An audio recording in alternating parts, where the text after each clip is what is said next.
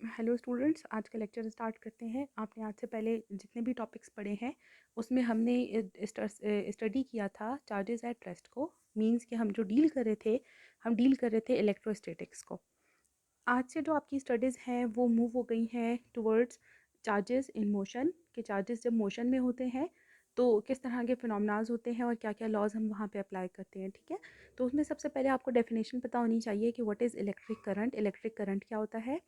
तो electric current को आप आज तक एफएससी और मैट्रिक में जो एक्सप्लेन करते आए हो, आप कहते हो कि इलेक्ट्रिक करंट आप तब कहते हो कि जब चार्जेस एक definite amount of charge flow करता है इन एनी यूनिट टाइम में जितना चार्ज फ्लो करता है कंडक्टर के दो एंड्स के बीच में, आप कहते हो कि वो इलेक्ट्रिक करंट कहलाता है।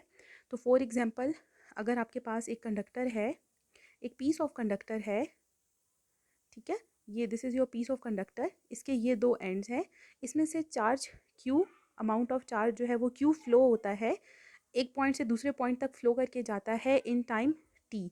तो आप इसे कहते हो कि जो आपका the rate of flow of charges through a conductor is known as electric current.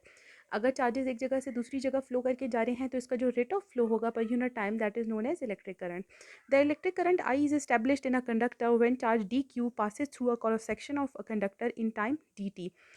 जैसे कि आप लोगों को पता है कि हम डिफरेंशियल फॉर्म यूज़ करते हैं छोटे से अमाउंट के एरिया के कुछ कैलकुलेट करने के लिए क्वांटिटीज़ को। तो I is defined as D Q divided by D T, जिसे आप ये पढ़ते हो कि the rate of flow of current, the rate of flow of charges in unit time is known as current. ठीक है, अच्छा, इसके बाद फिर क्या है आपके पास? ऑब्वियस सी बात है कि जब आप कोई क्वांटिटी स्टडी करते हो तो उस क्वांटिटी के बाद आपने उसका यूनिट बताना होता है। अब जो करंट का एसआई यूनिट है, the SI unit of electric current is called ampere. ठीक है, इसका जो इलेक्ट्रिक करंट का जो यूनिट है दैट इज एम्पियर। एम्पियर कब होगा आपको पता है? चार्ज का जो यूनिट है दैट इज कूलम, टाइम का यूनिट दैट इज सेकेंड। ठीक है, तो the current established in a conductor is equal to one ampere when one coulomb of charge flows through a conductor in 1 second. अगर for example ये जो charge आपका flow करके गया है दिस इज ऑफ 1 कूलम और ये इस पॉइंट से यहाँ तक फ्लो करके जाता है इन 1 सेकेंड, तो आप कहते हो कि इन दोनों पॉइंट्स के बीच में जो करंट इस्टेब्लिश हुआ था दैट वाज 1 एम्पियर। ठीक है, अच्छा जी, फिर उसके बाद नेक्स्ट चीज़ क्या है? Charge carriers. अब हमने ये देखना है कि जो चार्जेस होते हैं उनके फ्लो होने का रीज़न क्या होता है। क्या charges charges as we know कि चार्जेस जो है वो आपके पास पॉजिटिव चार्जेस हो सकते हैं, नेगेटिव चार्जेस हो सकते हैं, आयंस की फॉर्म में भी चार्जेस हो सकते हैं। ठीक है, अब यहाँ पे ये बताया जा रहा है the charge carriers in a metallic conductors are free electrons. Free electron जो मेटल्स होते हैं जैसे गोल्ड है, कॉपर है, आयरन है, इनमें जब करंट फ्लो होता है तो उसका रीज़न क्या होते हैं? उसका रीज़न होते हैं free electrons. The charge carriers are positive and negative ions in electrolytic conductors। अगर आपके पास इलेक्ट्रोलाइसिस का कोई प्रोसेस हो रहा है या वहाँ पे किसी किस्म का कोई केमिकल इन्वॉल्व हो रहा है तो जो करंट फ्लो होता है that is due to positive and negative ions. Positive और नेगेटिव आयंस के मूव होने की वजह से करंट प्रोड्यूस होता है। ठीक है, the charge carriers are electrons और आयंस इन गैसेज। गैसेज में जब करंट फ्लो होता है तो उसका रीज़न क्या होते हैं? चार्ज क्या चीज़ें फ्लो हो रही होती हैं? जो चीज़ें फ्लो हो रही होती हैं दे आर इलेक्ट्रॉन्स और आयंस। आयंस और इलेक्ट्रॉन्स दोनों हो सकते हैं। ठीक है, अच्छा जी, इसके बाद जो फिर नेक्स्ट चीज़ है वो है आपके पास के डायरेक्शन ऑफ करंट। अब जाहिर सी बात है जो करंट है वो डिफरेंट डायरेक्शंस में फ्लो होता है, तो आपको पता होना चाहिए कि जो करंट है उसकी डायरेक्शन क्या होगी। ठीक है, तो जो डायरेक्शन है, the free electrons are in continuous random motion in metallic conductor. आपके पास जो एक पीस ऑफ कंडक्टर होता है, जैसा कि आप इस फिगर में देख सकते हो, ये फिगर आप लोगों को नज़र आ रही है, इस फिगर में आप देख सकते हो जो पीस ऑफ कंडक्टर होता है इसमें ये जो एटम्स दिखाए हुए हैं आपको ब्लैक डॉट्स में, जो एटम्स होते हैं वो रेंडमली इधर उधर मूव कर रहे होते हैं। ये विदाउट, ये जब कंडक्टर नॉर्मल हालत में जब आप उसको माइक्रोस्कोपिक लेवल पे देखते हो तो वो कुछ इस फॉर्म में आपको नज़र आता है कि उसके जो एटम्स होते हैं वो रैंडम डायरेक्शन में इधर उधर मूव कर रहे होते हैं और इसी मूवमेंट के बीच में वो आपस में भी कोलाइड करते हैं। एटम एटम के साथ भी कोलाइड करता है और इस कंडक्टर की वॉल्स के साथ भी कोलाइड करता है। ठीक है, तो हम ये कहते हैं कि जब आपका जो कंडक्टर होता है जब वो एक नॉर्मल कंडीशन में पड़ा होता है तो उसके जो एटम्स होते हैं, उसके जो इलेक्ट्रॉन्स होते हैं, फ्री इलेक्ट्रॉन्स, वो रैंडम मोशन में होते हैं मेटालिक कंडक्टर्स में। The current is not establish without an electrical field whether conductor is charge और अनचार्ज। चाहे आपका कंडक्टर चार्ज कंडीशन में हो चाहे आपका कंडक्टर अनचार्ज कंडीशन में हो, इसमें से करंट सिर्फ तभी फ्लो करेगा जब आप इसको कोई एक्सटर्नल, आप इसके साथ कोई बैटरी अटैच करोगे। जब आप इसके साथ एक्सटर्नल जब कोई बैटरी अटैच कर दोगे this is your positive terminal, this is your negative terminal. आपने बैटरी अटैच की तो ये जो बैटरी है ये इस कंडक्टर के सराउंडिंग में एक इलेक्ट्रिक पोटेंशियल जनरेट कर देगी। जितना इलेक्ट्रिक पोटेंशियल यहाँ पे है वो इलेक्ट्रिक पोटेंशियल यहाँ पे कंडक्टर के दोनों एंड्स पे अपेयर हो जाएगा। एक तरफ आपका हाई पोटेंशियल बन जाएगा और दूसरी तरफ आपका लोअर पोटेंशियल बन जाएगा। अब जो इलेक्ट्रॉन्स होंगे वो क्या करेंगे, वो लोअर पोटेंशियल से हायर पोटेंशियल की तरफ फ्लो करेंगे।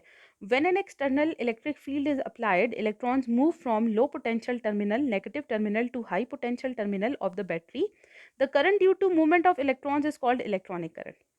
वो करंट जो कि इलेक्ट्रॉन्स के बहने की वजह से प्रोड्यूस होता है उसे हम क्या कहते हैं, उसे हम कहते हैं इलेक्ट्रॉनिक करंट। ठीक है। The direction of conventional current in a circuit is from high potential to low potential terminal of the battery. लेकिन कन्वेंशन ये है कि जब हम सर्किट्स में जब हम करंट ड्रॉ करते हैं तो हमारी कन्वेंशन ये है कि करंट को हम हमेशा कहाँ से कहाँ ड्रॉ करते हैं, from high potential to low potential. This is only one convention. Convention ये है कि हम हमेशा उसको हाई पोटेंशियल से लोअर पोटेंशियल की तरफ शो करते हैं।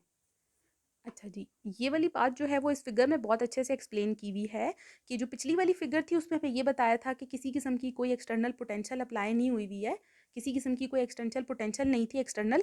तो अब यहाँ पे जो इन्होंने दिखाया हुआ है कि ये बैटरी आपने अप्लाई की है, दिस इज़ बैटरी का ये पॉजिटिव टर्मिनल है, ये नेगेटिव टर्मिनल है। और जब तक जो है वो जब तक आप इसमें जो है वो पोटेंशियल अप्लाई नहीं करते तो जो इलेक्ट्रॉन्स होते हैं वो इस तरह से रैंडम जो है वो मूव कर रहे होते हैं इधर उधर। लेकिन जो ही आप इसके साथ कोई जो है वो एक्सटर्नल बैटरी अप्लाई कर देते हो तो जो इसके इलेक्ट्रॉन्स होते हैं वो एक डेफिनेट डायरेक्शन में मूव करना शुरू कर देते हैं। ठीक है। डेफिनेट डायरेक्शन इनको कौन देता है, इनको ये एनर्जी और डायरेक्शन कौन देता है, इनको ये एनर्जी और डायरेक्शन ये इलेक्ट्रिक पोटेंशियल जो आपने यहाँ इसके साथ बैटरी अटैच की हुई है ये देता है। ठीक है। आप जब इसके साथ बैटरी अटैच करते हो तो ये वाला पोर्शन जो है हायर पोटेंशियल पे चला जाता है और ये वाला जो पोर्शन है ये लोअर पोटेंशियल पे चला जाता है। और ऑब्वियस सी बात है, ये चीज़ हमें पता है कि जो टेंडेंसी है नेचुरली जो चीज़ों की टेंडेंसी होती है वो ये होता है कि वो हायर पोटेंशियल से लोअर पोटेंशियल की तरफ फ्लो करती हैं। ठीक है। तो सॉरी, लोअर पोटेंशियल से हायर पोटेंशियल की तरफ फ्लो करती हैं। ठीक है। तो अब आपके जो इलेक्ट्रॉन्स होंगे वो lower, this is your lower potential से कहाँ पे फ्लो करके जाएंगे, हायर पोटेंशियल की तरफ। तो ये हमारा क्या कहलाएगा, ये हमारा कहलाएगा इलेक्ट्रॉनिक करंट, क्योंकि इलेक्ट्रॉन्स फ्लो हो रहे हैं लोअर पोटेंशियल से हायर पोटेंशियल की तरफ जा रहे हैं। So this is known as electronic current. अच्छा, लेकिन अगर मैं यहाँ पे इसी डायग्राम में अगर मैं कन्वेंशनल करंट की अगर मैं डायरेक्शन शो करना चाहूँगी तो कन्वेंशनल डायरेक्शन आपने याद रखनी है। कन्वेंशनल करंट की जो डायरेक्शन हम लिखते हैं वो हमेशा कहाँ से लिखते हैं, वो लिखते हैं हम हमेशा positive to negative terminal, higher terminal to lower terminal. तो इस सर्किट में अगर मैं इलेक्ट्रॉनिक करंट की डायरेक्शन ड्रॉ करूँगी तो इलेक्ट्रॉनिक करंट की डायरेक्शन यूँ होगी, फ्रॉम नेगेटिव टू पॉजिटिव। लेकिन अगर मैं कन्वेंशनल करंट की डायरेक्शन ड्रॉ करूंगी तो कन्वेंशनल करंट की डायरेक्शन यूं होगी, फ्रॉम हायर टू लोअर। अच्छा, फिर इसके बाद क्या है, अब आप कोई भी जब क्वांटिटी एक्सप्लेन करते हो इसके बाद नेक्स्ट हमारी क्या है, डेंसिटी। डेंसिटी का हमें पता है कि डेंसिटी जब हम आज से पहले मुख्तलिफ तरह की डेंसिटीज़ हम पढ़ चुके हैं। हमें मास का पता है, mass per unit volume is known as density. इसी तरह से आप लोगों को मैंने क्लास में लेक्चर्स में बताया था जो हमारे पास चार्ज की डेंसिटीज़ होती हैं वो भी डिफरेंट तरह की होती हैं। अगर आपका चार्ज लाइन के अक्रॉस है तो आप लीनियर चार्ज डेंसिटी कहते हो। अगर आपका सरफेस के अक्रॉस डिस्ट्रीब्यूट हुआ हुआ है तो आप सरफेस चार्ज डेंसिटी कहते हो। इसी तरह से अगर वॉल्यूम के अक्रॉस है तो आप वॉल्यूम चार्ज डेंसिटी कहते हो। बिल्कुल उसी तरह से अब हमारा जो टॉपिक है दैट इज़ करंट डेंसिटी, कि करंट डेंसिटी क्या होता है। किसी भी कंडक्टर में पर यूनिट एरिया कितना करंट फ्लो हो रहा है that is known as current density. ठीक है। The current per unit cross sectional area of a conductor is called current density. It is denoted by J. इसे हम किससे रिप्रेजेंट करते हैं, जे से। It is a vector quantity, is direction is same as applied electric field, its SI unit is ampere per metre square. अब ये एक vector quantity है और इसकी जो वेक्टर क्वांटिटी की हमें डायरेक्शन पता होनी चाहिए कि क्या होगी। तो इसकी जो डायरेक्शन होती है जे की वो बिल्कुल वही होती है जो आपकी अप्लाइड इलेक्ट्रिक फील्ड की है। ठीक है। जो आपने इलेक्ट्रिक फील्ड अप्लाई की है, जो इलेक्ट्रिक फील्ड की डायरेक्शन होगी वही आपकी करंट डेंसिटी जे की भी डायरेक्शन होगी। अब इस वाली जगह पे इस वाली फिगर में आप मुझे बता सकते हो कि इलेक्ट्रिक फील्ड की डायरेक्शन क्या है स्टूडेंट्स। ये आपका पॉजिटिव है, ये आपका नेगेटिव टर्मिनल बन रहा है। इसका मतलब ये हुआ इलेक्ट्रिक फील्ड की direction, this is your electric field की डायरेक्शन। ये आपकी क्या है, इलेक्ट्रिक फील्ड की डायरेक्शन है। तो जे की डायरेक्शन क्या होगी, जे की डायरेक्शन भी यही होगी। ठीक है।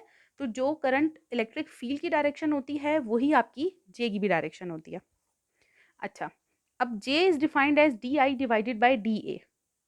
Current per unit cross sectional area is known as J, current density. Current का यूनिट आपके पास क्या है students, that is ampere. Area का यूनिट क्या होता है, मीटर स्क्वायर। तो आपका करंट डेंसिटी का यूनिट क्या बन जाएगा, एम्पियर पर मीटर स्क्वायर, ठीक है। और यहाँ से अगर आप जो है वो आई, यहाँ से अगर आप जो है वो आई कैलकुलेट करना चाहते हो, इस इक्वेशन को आप इस तरह से रीअरेंज कर सकते हो स्टूडेंट्स।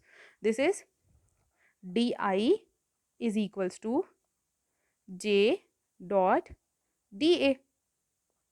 और जब आपको अगर आई कैलकुलेट करना है तो आई के लिए आप इसको क्या करोगे, इस वाली इक्वेशन को आप इंटीग्रेट कर दोगे। जब आप इंटीग्रेट कर दोगे तो इंटीग्रल डेरिवेटिव से इस तरफ वाला कैंसिल हो जाएगा और यहाँ पे बच जाएगा इंटीग्रल जे डॉट डी ए, ठीक है। एरिया को हम यहाँ पे क्या ले रहे हैं, वेक्टर एरिया ले रहे हैं, ठीक है, वेक्टर एरिया। अच्छा, अगर आपका जो करंट है, अगर आपकी जो करंट है वो कॉन्स्टेंटली फ्लो हो रहा है, कांस्टेंट उसका फ्लो है, तो जो ऊपर वाली इक्वेशन है इसमें जो करंट डेंसिटी होगी ये भी एक कांस्टेंट के तौर पे ट्रीट होगा। जब ये कांस्टेंट के तौर पे ट्रीट होगा तो ऑब्वियस सी बात है कि ये इंटीग्रल से बाहर आ जाएगा।